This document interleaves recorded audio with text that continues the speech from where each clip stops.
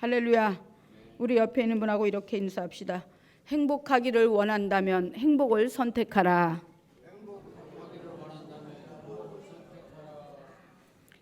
제가 하라 그랬어도 합시다 이래야지요. 다시 행복하기를 원한다면 행복을 선택합시다. 아멘. 오늘은 요한 3서 2절의 말씀을 가지고 행복하기를 원한다면 행복을 선택하라, 이와 같은 주제로 은혜를 나누고자 합니다. 하나님을 믿지 않는 불신자들은 행복을 정의하기를, 행복은 쾌락에 있다고 하고, 또 행복은 물질에 있다고 말합니다. 또한 행복은 권력에 있다고도 말합니다. 그러나 영국의 낭만파 시인이자 정치인인 바이런 경은 그 누구보다도 쾌락의 삶을 추구했던 자였는데, 그는 나중에 말하기를 자신의 인생은 벌레만도 못한 인생이었다고 고백을 했습니다. 미국의 백만장자 제이 골드는 죽을 때 그는 이와 같이 말했다고 합니다. 아마도 세상에서 제일 불쌍한 사람이 있다면 그 사람은 바로 나일 것이라고, 그렇게 바로 자신을 말하기도 하고, 행복은 지위와 명예에 있지 않다고 그렇게 고백을 했습니다. 가장 넓은 땅을 정복했던 알렉산더 대왕은 싸움에서 승리한 후 그의 막사에 들어가서 이렇게 말하며 울었다고 합니다. 이제 더 이상 정복할 땅이 없다. 물론 사람마다 행복의 기준은 다를 수 있지만은, 그렇다면 진정한 행복은 과연 무엇일까요? 예수님께 가장 총애를 받아서 애제자라는 별명이 붙은 사도 요한은 행복의 기반을 세 가지로 정의하고 있습니다. 첫째로 영혼이 잘 되는 것이 바로 행복한 삶이라고 말하고 있습니다. 오늘 요한 3서 2절에서는 사람이 바로 행복하게 살아가는 데 있어서 반드시 필요한 세 단계를 제시하고 있는데, 그 중에 가장 기본적으로 준비되어 있어야 하는 것이 바로 영혼이 잘 되는 것이라고 말하고 있습니다. 영혼이 잘 되려면 무엇보다도 하나님과의 관계 형성이 잘 돼 있어야 하는데, 그렇게 하려면 하나님의 속성에 대해서 무엇보다도 잘 알아야 하는 것입니다. 시편 1편 1절에서 2절에 보면 복 있는 사람은 이러이러하다고 말씀하고 있는데, 여기에서 복을 행복한 사람이라고 바꿔 볼 수 있습니다. 따라서 행복한 사람은 악인의 꾀를 따르지 아니하고 죄인의 길에 서지 아니하고 오만한 자의 자리에 앉지 아니하고 오직 야훼의 말씀을 즐거워하여 그 말씀을 주야로 묵상하는 자라고 말씀하고 있습니다. 다시 말씀드려서 악을 멀리하고 바로 선하신 하나님과 가까이 해야 한다는 것입니다. 나무가 잘 자라려면 심겨진 위치가 좋아야 하듯이, 하나님의 창조물이요 자녀인 성도가 행복한 삶을 살려면 언제나 하나님 편에 서야 하고, 하나님과 가까이 바로 모든 관계를 유지해야 되고, 그리고 그 하나님께로부터 공급받는 모든 것을 귀하게 여기며 그 안에서 살아갈 때에 결코 불행하지 아니하고 행복한 삶이 될 수 있다는 것입니다. 할렐루야. 우리가 로마서 한번 찾아보겠습니다. 로마서 6장, 앞으로 나가서 로마서 6장.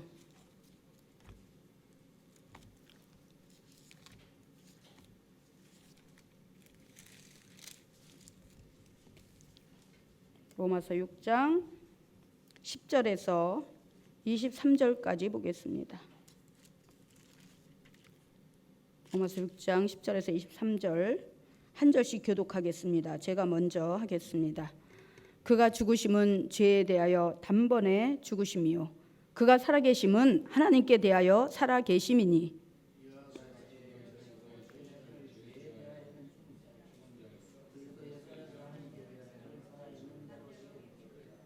그러므로 너희는 죄가 너희 죽을 몸을 지배하지 못하게 하여 몸의 사욕에 순종하지 말고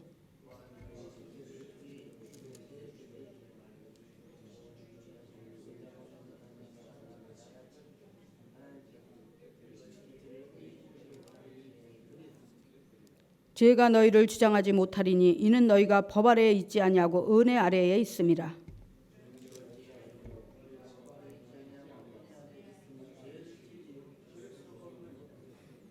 너희 자신을 종으로 내주어 누구에게 순종하든지 그 순종함을 받는 자의 종이 되는 줄을 너희가 알지 못하느냐. 혹은 죄의 종으로 사망에 이르고 혹은 순종의 종으로 의에 이르느니라.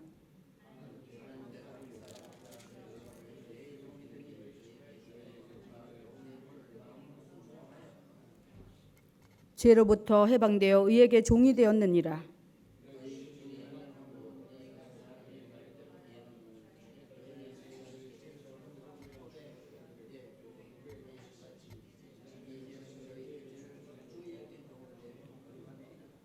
너희가 죄의 종이 되었을 때는 의에 대하여 자유로웠느니라.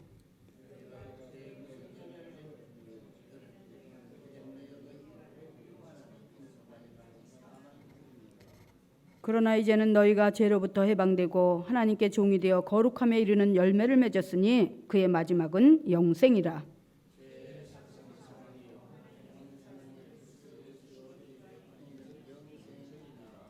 아멘. 왜 우리가 하나님과 가까이 해야 되고 하나님과의 관계를 믿음으로 돈독히 맺어 가야 되느냐. 이제 우리는 예수 그리스도의 십자가의 대속으로다가 하나님의 자녀가 되었고, 할렐루야, 우리의 모든 죄를 용서받았고 이제는 우리는 죄와 더 이상은 상관없는 바로 용서받은 의인으로서의 삶을 살게 되었다는 것입니다. 그런데 우리가 하나님과 가까이 하지 않냐고 세상과 다시 가까이 하면 죄가 우리를 공격하고 우리를 다시 죄의 그런 흉악의 결박으로 얽매여서 우리를 죄 가운데로 이끌어 간다는 것입니다. 그러면 우리는 또다시 죄의 종이 되어서 바로 어둡고 불행하고 정말 곤고하고 그런 슬픈 삶을 살 수밖에 없다는 것입니다. 그래서 우리는 다시는 죄에게 빌미를 주지 않고 완전한 의이신 하나님께 속하여서 하나님의 뜻을 알고 하나님의 뜻에 순종하며 살 때에 바로 사람은 진정으로 행복한 삶을 살 수가 있는 것입니다. 하나님께서 태초에 인간에게 허락하신 에덴 동산은 기쁨의 동산이었습니다. 다시 말해서 행복의 동산이었던 것입니다.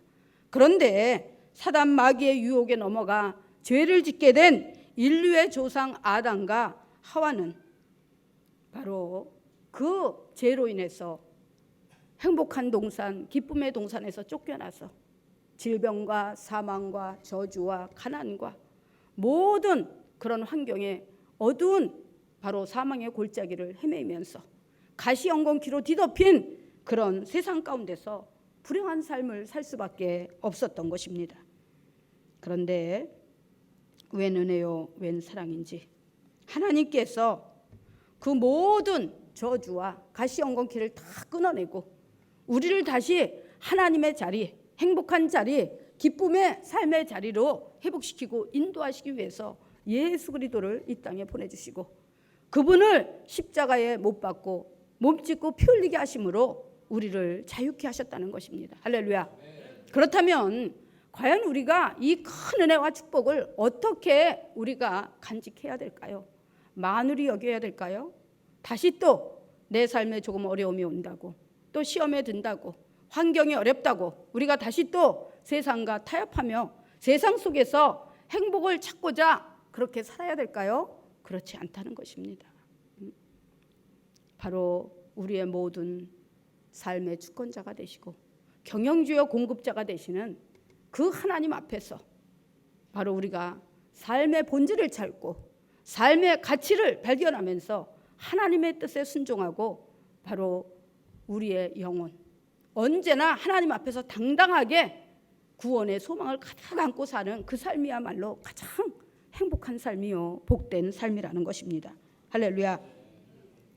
하늘 상자를 꿈꾸며 으뜸이 되는 것이 행복한 삶일 줄 알았던 요한이 12제자 중에 끝까지 살아남아서 깨닫게 된 것은 바로 진정한 행복은 행복의 근원인 하나님을 선택하고 하나님 앞에서 코람데오의 삶을 살 때 비로소 바로 가능하다는 것을 깨닫게 되었다는 것입니다.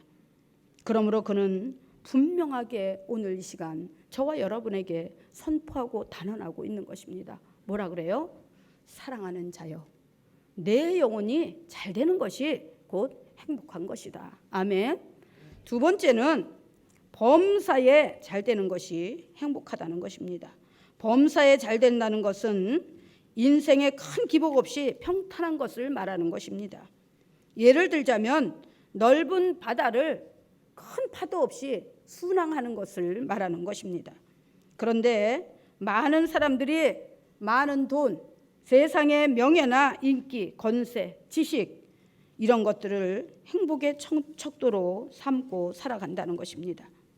다 그런 것은 아니지만 권세나 명예, 돈, 지식 이런 것들을 누릴 만큼 누려본 사람들이 어느 날 갑자기 자신의 바로 생을 스스로 마감하는, 다시 말해서 유명을 달리하는 이유가 과연 뭘까요?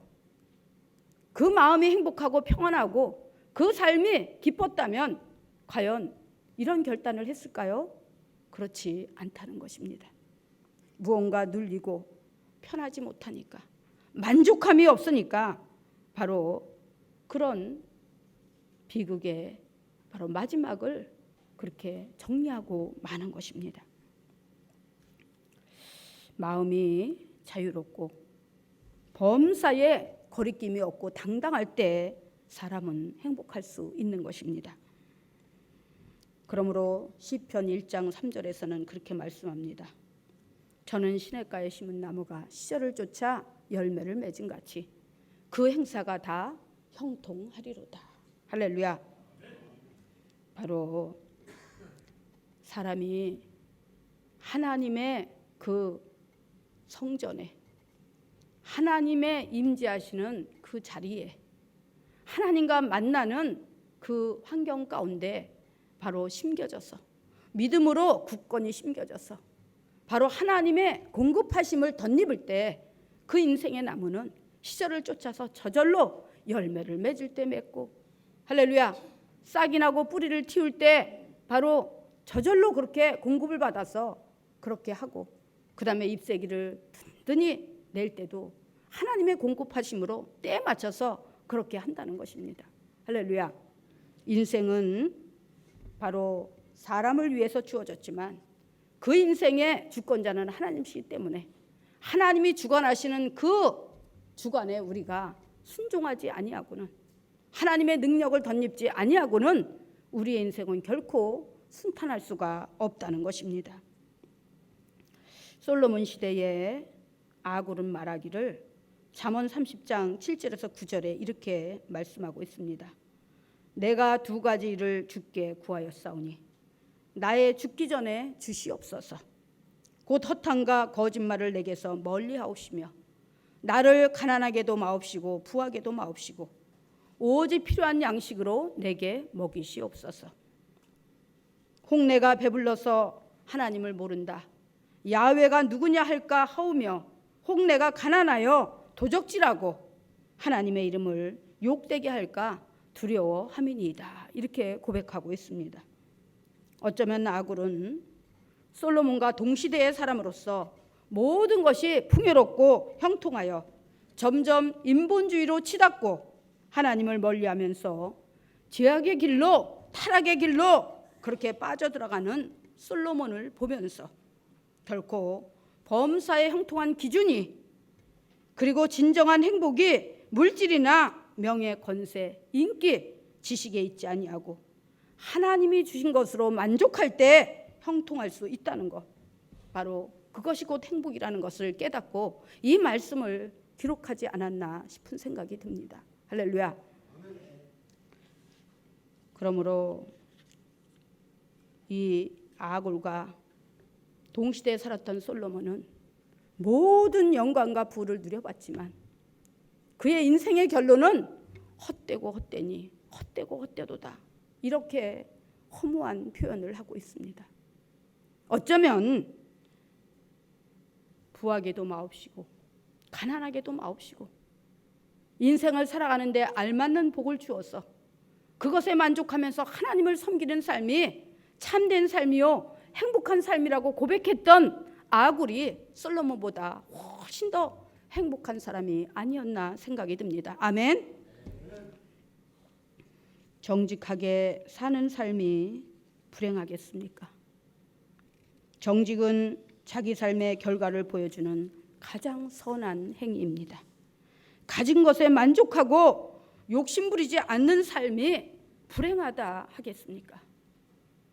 야고보서 1장 15절에 보면 그렇게 말씀합니다. 욕심이 잉태한 즉 죄를 낳고 죄가 장성한 즉 사망을 낳느니라. 할렐루야. 그러므로 때를 따라 필요를 공급해 주시는 하나님의 도우심과 인도하심에 감사하며 만족하는 삶을 살 때 그것이 진정한 행복인 것입니다. 행복하기를 원하십니까? 그렇다면 욕심 부리지 말고 하나님의 공급하심에 만족하는 여러분들이 되시기를 주님의 이름으로 축원합니다. 이제 끝으로 세 번째, 바로 행복한 것이 뭐냐? 육이 강건한 것이 행복이다 이렇게 말씀합니다. 그런 말이 있습니다. 돈을 잃으면 조금 잃은 것이요, 명예를 잃으면 많이 잃은 것이요, 건강을 잃으면 전부 다 잃은 것이다 이렇게 이야기합니다. 그렇습니다. 그런데 가장 중요한 건강을 왜 잃게 될까요? 나이가 먹어서 자연적인 현상으로 노쇠짐으로 건강을 잃을 수도 있고, 또 질병으로, 사고로, 그 밖에 과식이라든가 과로라든가 음주라든가 지나친 흡연이라든가 이 모든 요인들로 인해서 건강을 잃을 수도 있습니다. 그런데 특별한 경우에는 하나님께서 온전한 그릇 만드는 그 과정에서 연단받고 훈련받을 때 건강을 잃을 수도 있습니다. 그런데 잠언 17장 22절에서는 말씀하시기를 이렇게 말씀합니다. 마음의 즐거움은 양약이라도 마음의 근심은 뼈로 마르게 하느니라. 무슨 말이냐? 스트레스로 인한 걱정, 근심, 염려가 건강을 해치고 잃게 하는데 주범이라는 것입니다. 그렇다면 어떻게 할 때 스트레스를 받지 않고 건강하고 행복한 삶을 살 수 있을까요? 누군가 그런 이야기를 합니다. 인생을 물 흐르듯이 살면 스트레스를 받지 않는다고. 물론 그럴 수도 있겠죠. 그러나 인생의 해탈한 자연인이 아니고는 어찌 아무 상관없이 유유자적적인 삶을 살 수가 있겠습니까? 그런데 오늘 요한 바로 1서 3절에서는 요한 3서 2절에서는 그렇게 말씀합니다. 사랑하는 자여, 내 영혼이 잘된 같이 내가 범사에 잘되고 간권하기를 내가 간구하노라. 바로 사도 요한이 자신의 인생을 통해서 바로 그의 행복의 비결, 강건함의 비결을 우리에게 알려주고 있습니다. 즉, 첫 번째는 다시 한번 말씀드리건대 영혼이 잘 돼야 하고, 두 번째는 범사가 형통해야 되고, 세 번째는 건강한 삶이 행복한 삶의 비결이라는 것입니다. 다시 말해서 온전한 자유와 의 그 자체이신 하나님 안에 거하는 자는 세상의 공격자요 참소자인 사단 마귀에게 당할 일이 없으니 언제나 진리신 예수 그리스도 안에서 자유하고 행복할 수 있다는 것입니다. 할렐루야.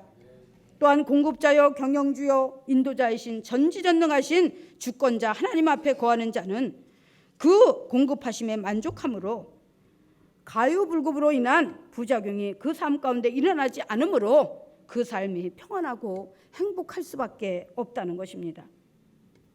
그렇다면 이 진리와 행복한 삶의 비결을 가르쳐준 요한의 삶의 비하인드 스토리를 한번 찾아보겠습니다. 로마의 10대 왕 중에 가장 악하고 정말 흉했던 그런 네로 황제에 이어서 도미티아누스 황제는 자신의 명령을 고 신의 명령이라고 하면서 자신을 하나님이라고 칭하면서 모든 그런 조서를 꾸밀 때마다 하나님의 명령이라고 이렇게 꾸몄다고 합니다. 그리고 그 마지막 때 마지막까지 살아남은 예수님의 12제자 중에 바로 이 사도 요한에게 독약을 마시게 했다는 것입니다. 그런데 독약을 마신 후에도 사도 요한이 아무렇지도 않으니까 이제 이번에는 산채로다가 무덤을 파고 그 속에다가 묻었다고 합니다. 그런데 나중에 죽었겠지 하고 그 무덤을 파헤쳐 보니까 죽지 않고 생생하게 살아 있었다는 것입니다. 그러니까 이번에는 다시 무덤에서 꺼내서 펄펄 끓는 기름 가마솥에다가 이 사도 요한을 쳐넣었다고 합니다. 그런데도 털끝 하나라도 대거나 그슬리지 않고 온전한 몸으로 살아있으니까 결국은 거기서 꺼내서 그 지중해 반모섬으로다가 유배를 보내게 된 것입니다. 여러분들이 생각할 때 아유 그건 좀 너무 가장된 얘기다. 그런데 그렇지 않습니다. 우리가 잘 아는 다니엘서 3장에도 보면은 다니엘의 세 친구 사드락과 메삭과 아벳느고가 그때 당시 바벨론 왕이 두라 평지에 세운 그 금신상에게 절하지 않는다는 이유로 평소보다 7배나 뜨겁게 달군 풀무에다가 바로 그들을 집어 던졌습니다. 그런데 오히려 그들을 집어 던진 그 신하들은 그 화기에 그 자리에서 불에 타 죽었지만은 거기에 빠진 정자 그 사드락과 메삭과 아벳느고는 그을림 하나 없이 타는 냄새 하나 없이 온전하게 살아 있었는데 그 중에 세 사람만 들어가는데 한 사람이 더 그 속 안에서 빙빙거리면서 강강술래를 하고 있었다는 것입니다. 할렐루야. 성경이 거짓입니까? 그렇지 않다는 거예요. 성경은 하나님의 감동으로 돼서 정확하게 1도 오차 없이 기록된 것이 바로 성경이 하나님의 말씀입니다. 그런데 하나님께서 바로 그 풀무에 집어넣는 순간에 그 온도를 적당한 온도로 맞추시고 마찬가지로 사도 요한이 끓는 기름 가마솥에 떨어질 때에 그 온도를 적당한 온도로 낮추셔서 죽지 않게 하신 것입니다. 할렐루야. 응? 그렇다면 사람의 그 강건함이 하나님과 절대로 무관하지 않다는 것입니다. 할렐루야. 하나님의 뜻을 바라보면서 그래 내가 어떤 병에 걸려도 죽지 않아. 내가 어떤 사고를 당해도 나는 죽지 않아. 하나님이 나를 지켜주시고 하나님이 나를 회복시켜주시고 할렐루야. 하나님께서 나를 살리실 거야. 이런 담대한 믿음과 확신이 있다면 어떤 해를 받아도 어떤 공격을 받아도 죽지 않고 살아나는 역사가 일어나게 된다는 것입니다. 아멘. 아멘. 바로 그래서 이제 그 사도 요한이 반모섬으로 유배를 가는데 그곳은 정치범들이 수용되는 그런 광산이었다고 합니다. 그래서 날마다 그들에게 주어진 과제는 그 석공처럼 돌을 깨는 일이에요. 돌을 깨서 뭔가 그 조형물을 만들고 이러는데 아침부터 밤늦게까지 그렇게 돌을 깨는 일이 얼마나 힘들겠습니까? 그럼에도 틈틈이 사도 요한은 그 반모섬에 있는 동굴에 들어가서 정말 그 동굴에 이 10손가락 이 자욱이 찍히도록 날마다 하나님 앞에 기도했다는 것입니다. 그러던 어느 날 하나님께서 계시를 하시는데 나이 90에 이르러서 바로 그 반모섬 동굴에서 주일날 하나님 앞에 간절히 기도하다가 계시를 받게 되고 그리고 그 계시록을 바로 기록한 것이 오늘날 이 요한계시록 할렐루야 바로 이 말씀인 것입니다. 그런데 요한은 이 계시록만 기록한 것이 아니라 요한 1, 2, 3서 그리고 요한복음까지 정말 주옥 같은 하나님의 그 말씀을 기록을 했던 것을 볼 수가 있습니다. 이와 같이 하나님의 뜻과 섭리가 있고 사명이 있기 때문에 사도 요한은 어떤 경우를 당해도 죽지 않고 살아 있었던 것입니다. 할렐루야. 여러분도 마찬가지예요. 여러분 한 분 한 분이 여러분이 스스로 보기에 나는 지금 평범해. 하나님이 나한테 무슨 큰 뜻이 있겠어? 응? 그냥 이렇게 살다가 그냥 하나님 앞에 믿음 잘 지키다가 하나님 앞에 가면 되지. 그렇지 않다는 것입니다. 하나님은 여러분 한 분 한 분을 천하보다 귀하게 여기시고 하나님을 믿고 따르며 순종하는 자에게 하나님의 크고 놀라운 계획을 이루시기를 원하신다는 것입니다. 그 도구여 통로로서 온전히 그 뜻을 이루기까지 하나님은 여러분을 언제 어디서나 지키시고, 할렐루야, 사단 마귀가 끊임없이 정죄하고 참수하고 공격해도 하나님께서 붙으시면 반드시 사는 역사가 일어나게 된다는 것입니다. 할렐루야, 믿으십니까? 아멘. 이제 그 사도 요한이 계시록을 기록하고 그 후에 반모섬 유배지에서 풀려나서 이제 에베소로 돌아가게 됩니다. 그래서 그곳에서 약 10여 년 정도를 살다가 나이 100세에 이르르자 이제 기운이 세잔해지고, 그러던 어느 날 주일날 아침에 그는 예배를 드리다가 성도들에게 마지막 말을 남겼다고 합니다. 무슨 말이냐? 그리스도의 자녀들이여 서로 사랑하시오. 이 말을 남기고 그는 자신의 그 100세를 일기로 해서 인생을 마감했다고 합니다. 사랑하는 성도 여러분, 서로 사랑하는 게 뭐예요? 하나님을 사랑하지 않는 자는 사람도 사랑하지 못합니다. 또 사람을 사랑하지 않는 자는 하나님도 사랑하지 못합니다. 그래서 성경 창세기부터 계시록까지는 하나님이 하나님의 자녀들에게 보내는 바로 사랑의 러브레터, 사랑의 편지인 것입니다. 그 편지를 읽는 성도들은 하나님의 그 사랑을 본받고 가슴에 품어서 서로 사랑해야 하는 것입니다. 할렐루야. 그럴 때 어떻게 한다고요? 사랑하는 자가 영혼이 잘된 같이 범사가 잘되고 육이 강건한 축복이 임함으로 여러분 모두가 온전한 행복자들이 될 줄 믿습니다. 아멘. 기도하겠습니다.